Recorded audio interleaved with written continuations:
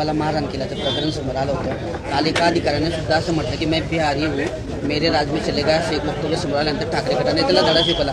याच्यावरून राज ठाकरे असं म्हणतात की तुम्ही यांना अटक करा, नाही तर मी पूर्ण महाराष्ट्रात थैमान घालेल, तेव्हा मला बोलायचं नाही.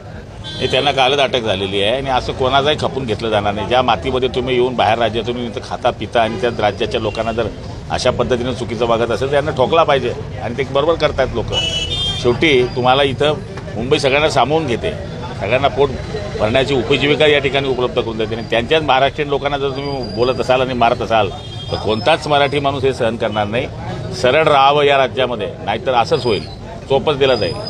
देवकर अजित पवार गटात जाणार होते, त्यांना त्या ठिकाणी नकार दिल्याची माहिती आहे. आता ते पुन्हा भाजपसाठी प्रयत्न करत आहेत. देवकर आता परमेश्वर त्यांचं देव करो, काय करो ते करो, देव करो. सरकारला अटक करा नाही तर मी आंदोलन करेन, असं अंजली दमेन यांनी म्हटलं आज. हे बघा, शेवटी प्रोसेस आहे आणि प्रथम दर्शनी जे त्या माननीय मुख्यमंत्र्यांना आढळलं गृहमंत्री म्हणून त्यांनी ते काम केलेलं आहे, पण त्यांनी तपाससुद्धा या ठिकाणी करायचे आदेश केलेले आहे. त्यामुळे शेवटी तपास तो होऊ द्या, लगेच आजच्या आज सगळं काही होणार नाही. 2-4-8 दिवसामध्ये तो तपास पूर्ण होईल आणि त्याच्यानंतर मग कारवाई होईल.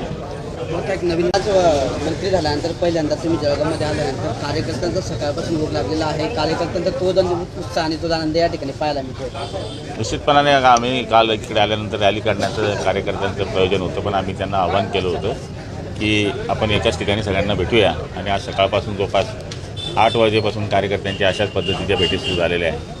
आज दुपारपर्यंत मी कार्यकर्त्यांची या ठिकाणी भेटीगाठी करणार आहे. दुपारनंतर रेग्युलर जे काम माझं असतं नेहमीप्रमाणे ते काम मी सुरू करणार आहे. तो आता काही तासांमध्ये या ठिकाणी खाते वाटप जारी केलं जाणार असल्याची माहिती आहे. तुम्ही 5 वर्ष जे आहे पाणी पुरवठा खात्याला पूर्णपणे न्याय देण्याचा प्रयत्न केलेला आहे. काय वाटतं भाऊ, पुन्हा ते खातं मिळावं की दुसऱ्या खात्याची अपेक्षा? कुठलंही खातं मिळालं तरी मला त्याला काही अडचण येणार नाही. जे खातं मिळेल ते इमानदारीने त्याचं काम करतो. बीड प्रकरणामध्ये आज शरद पवार जे आहेत बीड कुटुंब